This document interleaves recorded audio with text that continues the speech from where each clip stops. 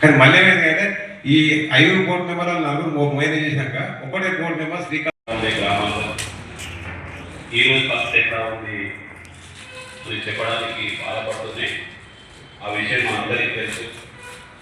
వాటిని సాధించుకోవడానికి ఈ నెల 11న జరిగే ఓసీల సింహగర్జన సభకు పెద్ద ఎత్తున తరలిరావాలని ఓసీ కుటుంబ సభ్యులందరికీ విజ్ఞప్తి చేస్తాం.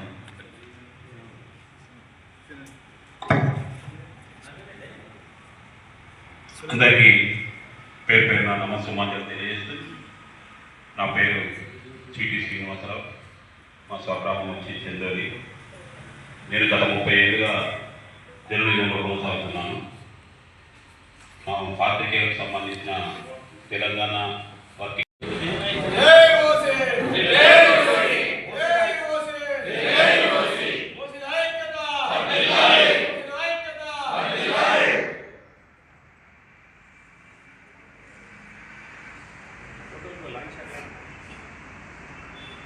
ఓసీల ఐక్యత, ఓసీల ఐక్యత, జై ఓసీ, ఓసీల వర్ధన,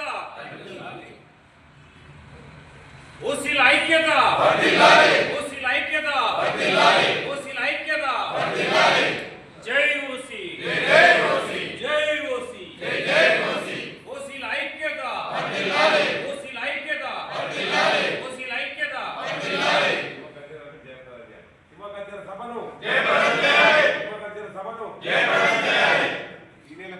జనవరి 11న హన్మకొండలో నిర్వహించే లక్షలాది మందితో నిర్వహించే సింహగర్జన సభను ఓసీలందరూ జై ఓసీ, ఓసీల ఐక్యత, ఓసీల ఐక్యత. హలో ఓసీ, చలో Warangal. Hello OC, hello OC, జై ఓసీ. వైశ్య, రెడ్డి, వెలమ, మరాఠీ, మార్వాడి, ఇక ఇలాంటి అన్నిటికీ పేరు పెట్టకుండా మనందరినీ ఒకే కులంగా భావిస్తూ మనం చేపడుతున్న ఈ కార్యక్రమం జనవరి 11న జరిగే కార్యక్రమానికి మనం అందరం తరలి వెళ్దామని ఈ సందర్భంగా ఆకాంక్ష వ్యక్తం చేసుకుంటూ ఈ కార్యక్రమంలో పాల్గొన్న ప్రతి ఒక్కరికి పేరు పేరున ధన్యవాదాలు. అదేవిధంగా ఈ ఓసీల మహాసభ మన హక్కులు మనకు కావాలన్న ఒక నినాదంతో గత వారం రోజుల నుంచి కిషన్ రెడ్డి గారు కానీ సోదరి శిరీష గారు కానీ ప్రతిరోజు ఒక 10 మెసేజ్లు మనం కార్యక్రమానికి రావాలి, మనం అటెండ్ కావాలి, జనవరి 11కు మనం అందరం వెళ్ళాలి, మన హక్కులు మనం సాధించుకోవాలని. ఈ నేపథ్యంలో మనం ఒకటే అడుగుతున్నాం, మన హక్కులు మనకు కావాలి.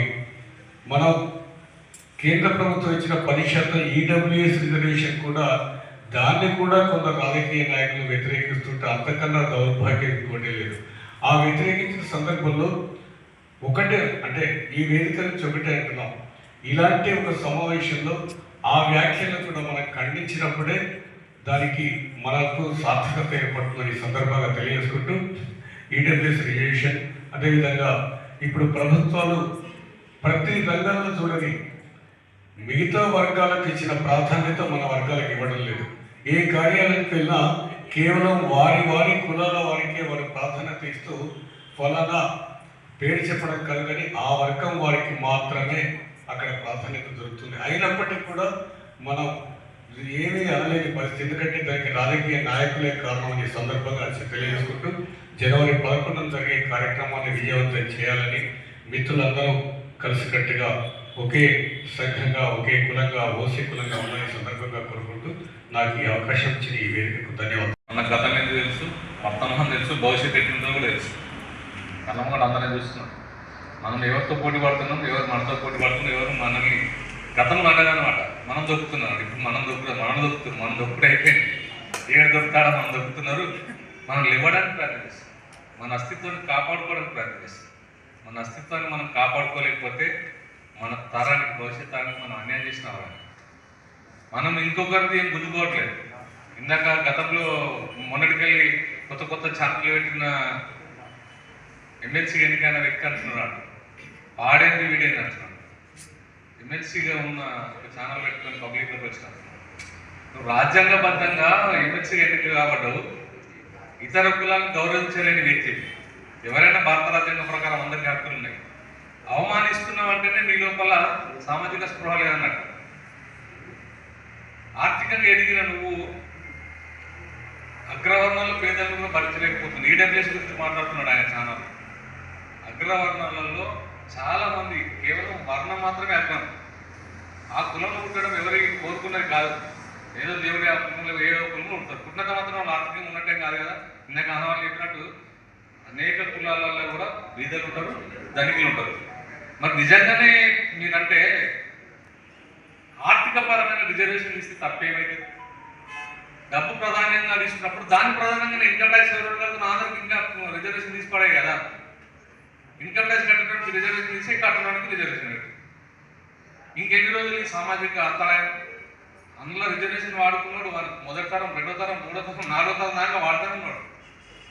లేనోడికి ఇక్కడ లేకనే పోతున్నారు. సో వీటి మీద ఫైట్ చేయాల్సిన అవసరం ఉంది. మన అస్తిత్వాన్ని మనం కాపాడుకోవాల్సిన అవసరం ఉంది. ఇక్కడ ఒక చిన్న లోపం ఏంటంటే వాళ్ళు అంటున్నారు కదా, వెంటబడుతున్నారు. మేమెంతో మాకంతాను, మేము కూడా గది అంటున్నాం. మేమెంతో మాకంతి, మేము 22% ఉన్నాం. 10% కట్టేసేద్దాం. జనరల్ ఉంటే మళ్ళీ మీరు వేస్తున్నారు. జిల్లాల ఎన్ని సర్పంచులు ఉన్నాయో ఆ సర్పంచుల జనరల్ వల్ల మొత్తం వాళ్ళే అంత వేలలో ఎందుకంటే అంత 10-15 మంది కూడా 20 మంది కూడా రానున్నారు జనరల్ సర్పంచ్గా. 85% కాలేదు. రిజర్వేషన్ ఇచ్చిన మీరే ఆర్థికంగా వచ్చింది కాబట్టి వచ్చేసిరా. ఇలా మనం చాలా రకాలుగా ఇబ్బంది పడుతున్నాం. ఎంప్లాయ్మెంట్ లేక మన వాళ్ళు బ్యాంకులో లోన్ తీసుకొని అమెరికా, ఆస్ట్రేలియా వేసుకుంటున్నారు. ఇక్కడ ఛాన్స్ లేదు. సో మనం అన్ని రకాలుగా ప్రస్తుతం రాజ్యాంగబద్ధంగా మనం అంచబెడబడుతున్నాం. రాజ్యాంగబద్ధంగా వాళ్ళకి రిజర్వేషన్ ఇచ్చి మన మీద రుద్దుతున్నారు. ఇందాక టీచర్ వినన్నారు అన్నారు కదా, మనకైతే 90 మార్కులు అంటే వాళ్ళకి ఉద్యోగం వచ్చినాక కూడా చదువు చెప్పేది గాలకే కదా.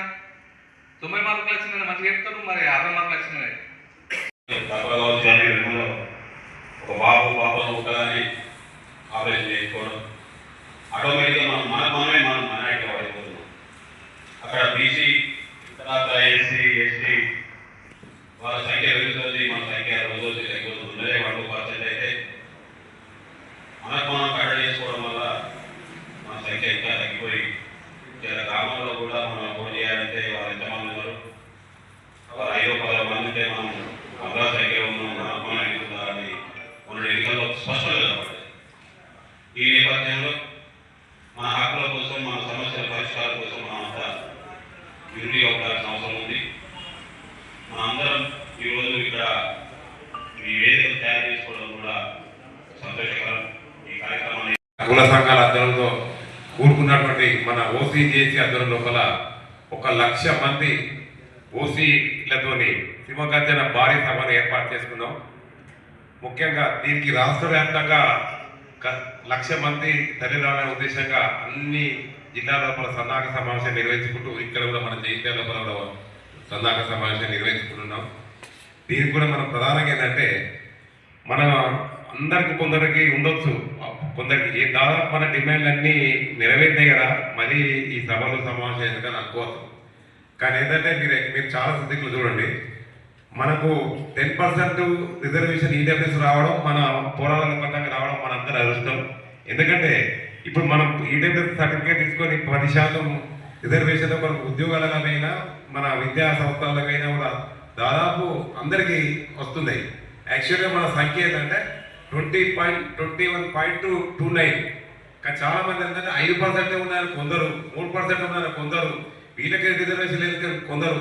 ఇట్లా అసత్య ప్రచారాలతో రాజకీయ పబ్బాల కొరకు దీన్ని మన రిజర్వేషన్లను వాళ్ళు ఒక చెడు సాంప్రదాయంగా చిత్రీకరించే ప్రయత్నం చేస్తున్నారు. కనుక ఇటువంటి దానికి, ఈ చెడు సంప్రదాయానికి కట్టడి చేసడానికి, మన ఐక్యతగా నిరూపించడానికి, అలాగే దీనికి జాతీయ స్థాయి లోపల ఈ ఈడబ్ల్యూఎస్ రిజర్వేషన్ పటిస్తామని కొరకు ఒక ప్రత్యేక జాతీయ కమిషన్ రాష్ట్రాల జాతీయ స్థాయి లోపల కమిషన్ ఏర్పాటు చేయాలన్నటువంటి డిమాండ్తో మనం ఇలా ఓసీల సింహగర్జన సభను కేంద్ర రాష్ట్ర ప్రభుత్వాల దృష్టి తీసుకుపోవడానికి, మన వాణిని వినిపించుకోవడానికి కొరకు, మన యొక్క సత్తా నిరూపించుకోవడానికి, మన గలాన్ని లేవనెత్తడానికి కొరకు మనం సభ నిర్వహిస్తున్నాం. అట్లాగే మనం చూడండి, ఇప్పుడు టెట్ లోపల ఉపాధ్యాయ అర్హత పరీక్ష లోపల చాలా మంది గోల్డ్ మెడలిస్ట్ ఉన్నటువంటి పీజీ స్టూడెంట్ గోల్డ్ మెడలిస్ట్ కూడా, వారు పీజీలలో గోల్డ్ మెడలిస్టులు ఉన్నా కూడా ఇంత టెట్ లోపల మన ఓసీలు రాష్ట్రానికి 90% మార్కులు రావడం వస్తలేవు. చాలా మందికి 75% వస్తున్నాయి. అలా అంత మేధావి వర్గాలకు కూడా అన్యాయం జరుగుతుంది కనుక మనం ఖచ్చితంగా టెట్ లోపల కూడా 90 మార్కుల నుంచి 75 మార్కుల వరకు కుదించాలనే డిమాండ్ కూడా మన ఈడబ్ల్యూఎస్ సభ గురించి మనం వరంగల్లో నిర్వహిస్తున్నాం. అలాగే ఆదాయ పరిమితి కూడా మనం 10 లక్షల వరకు ఉండాలని చెప్పి మనం ఒక డిమాండ్ చేస్తున్నాం ఈడబ్ల్యూఎస్ అర్హతకు. తర్వాత ఈడబ్ల్యూఎస్ సర్టిఫికేట్ జారీ చేస్తే ఒకసారి జారీ చేస్తే ఏంటంటే మరి 1 సంవత్సరం కొరకే వర్తిపోయే 5 సంవత్సరాలు కనీసం 5 సంవత్సరాలు ఉండాలని మనం ఆ రకంగా మనం డిమాండ్ చేయబోతున్నాం. తర్వాత మనకు ఇంకొకటి ఏంటంటే ఈ సంక్షేమ పథకాలు కూడా మనం ఈడబ్ల్యూఎస్ వారు అందరూ కూడా కేంద్ర రాష్ట్ర స్థాయిలో